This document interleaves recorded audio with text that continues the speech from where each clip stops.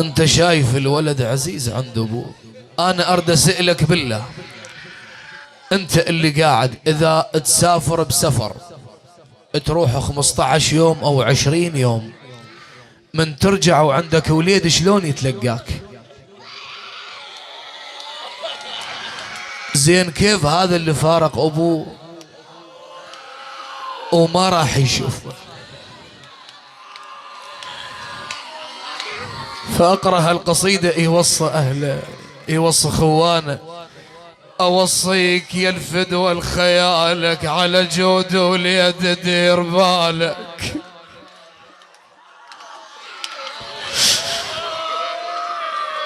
وفقده لو رحت تفقد عيالك، اذا ما جيك خليك عد بجالك.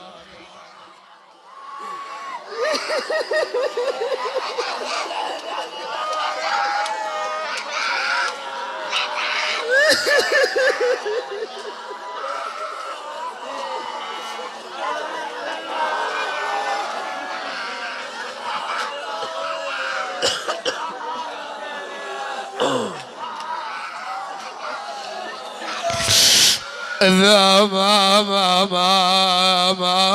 ما أجيك خليك عيد بجالك، لا تحزل وليد من جهالك. أوصيك يا محمود فيهم، أوي أوي لو عنك رحت عينك عليهم. ترى معذور ما اقدر اجيهم، ويلي يا ابويا. اوصيك يا اخويا وصيه، ما انا بجود لو ينشد علي يا ابويا. انا قلوله بعد ما منا جاي يا يما يا يما.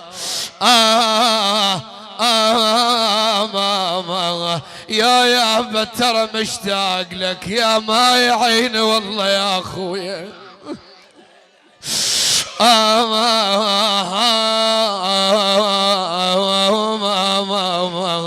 شالوا الخوان، شالوا الخوان، ويل ترى شالوا الخوان. أنا الزرعيت أنا يا الزرعيت هم بقاع، أنا الزرعيت قلب بقاع القبور، وادري بس بج ما بي محاصيل. الأبيات للشاعر مصطفى غزعل من أهالي المجر يقول: يا ونة وانها تريد ترتاح، وياه اللي تقل وهمك يشيل يا ابويا. ترى فراقك ترى فراقك جفاني. اريدك تسمع الابيات او تبكي على راحتك. ترى فراقك جفان رسول خويا، ترى فراقك جفان ويل يا ابويا. ترى فراقك جفان ويوجع الراس، عورني بدليل ونقض الحيل. زينب من مشت ما عدها خوان، ولا بيهم جريح الكل مجاتل. صعدت على الهزل وتون على حسين، ترى وجدت لها الهراكب الخيمة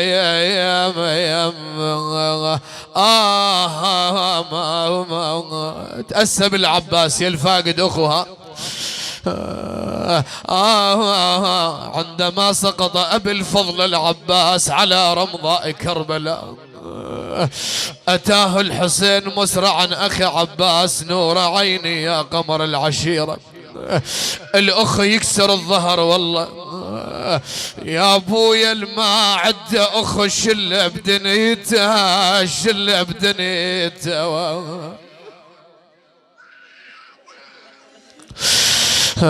الما عده اخو شله بدنيته خويا اشقف عن اخوي وما حميت رسول يا ابن امي يا اخويا. الله يساعدكم يا اخوانا والله. اطب للدار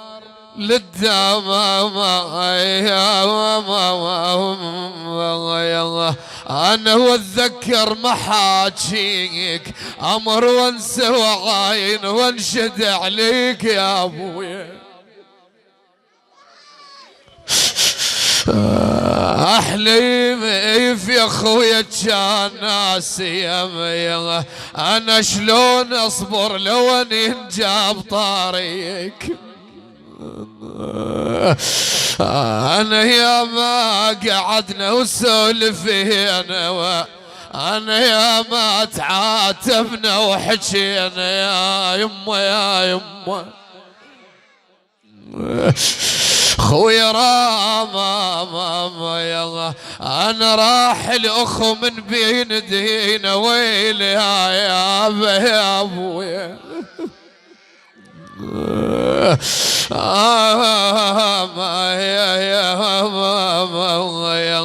يا بالله عليك ايش قد مشتاق لها مشتاق للقعده ويا الايامها يا ترى مشتاق لك يا ما عيني والله يا اخويا.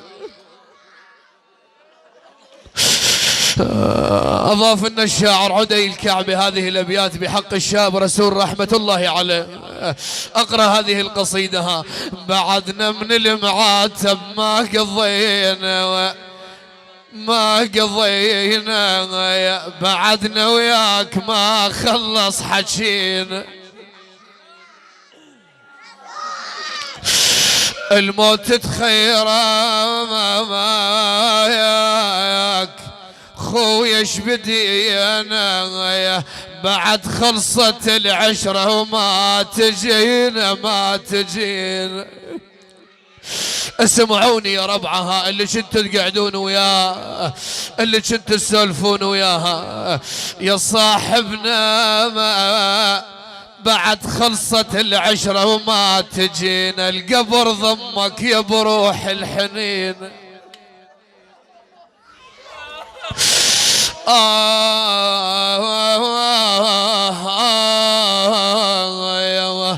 كنا كل وكيت نقعد سوية انا نسولف على هموم الدنيا ويلي يا ابويا. كنت حام الظهر وحزام لي انا ظليت بس افرك بدي حالاتي اللي عند اخوي زامض بخي.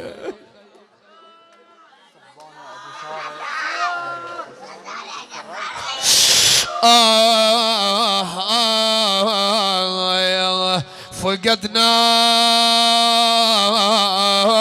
العصر وجروحنا كبار ولقينا خيالك يسولف على الداير.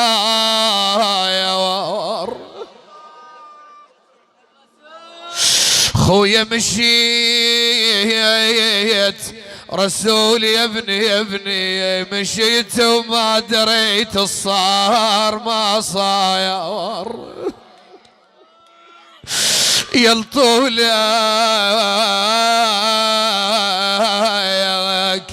يلطولك حلو مقدر قدار عمت عين علي كدر القبر حار يا ابويا.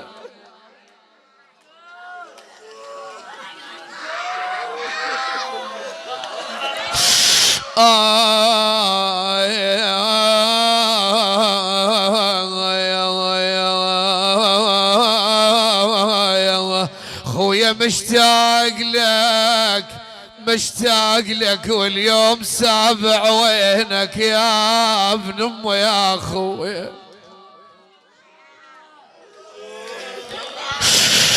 الله يساعدكم يا اخوانا والله، الله يكون بعونكم. ها الاخ يكسر الظهر والله. ها السيد محمد والسيد احمد والسيد محمود. ها اقرا هذه القصيده للشاعر من اهالي كربلاء مهند الكعبي يقول، مهند العطواني يقول: لما انت فارق لك اخو كلمة الخوية تهضمك، تحن الظهر ما تنحمل لما انت شيع ابن امك.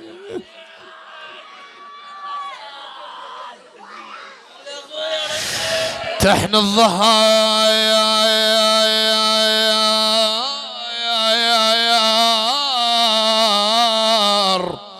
ما تنحمل لما انت شيع ابن امك، لما انت تطيح بمشكلة وما تلقى خوتك يمك.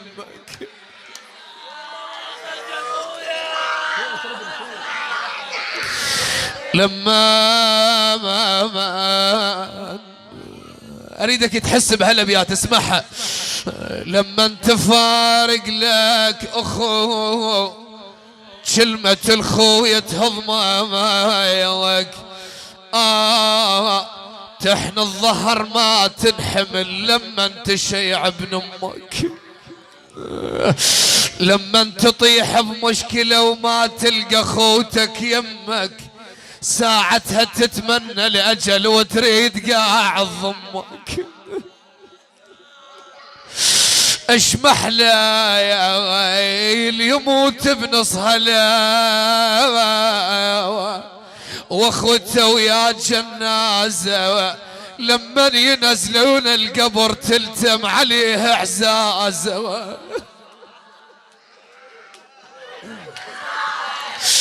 اشما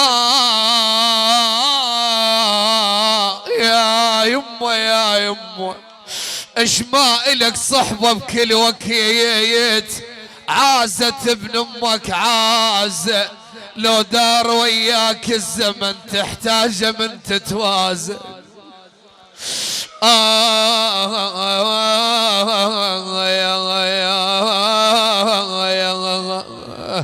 أضافنا الأخ قاسم هذه الأبيات.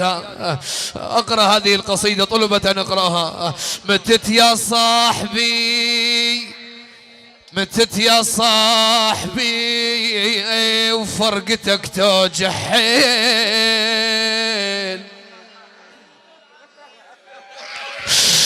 ايش يهود عيني لو مرها الحلم بالليل، اصبر بالقلب والعين تبقى تسيل، ابشرك من رحت والوقت قام يعيل.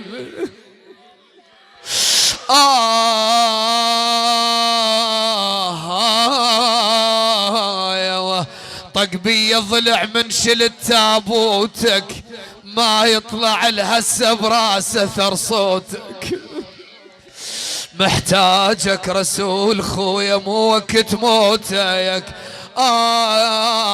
جودي ينتظر انت ومروتك يا ابويا.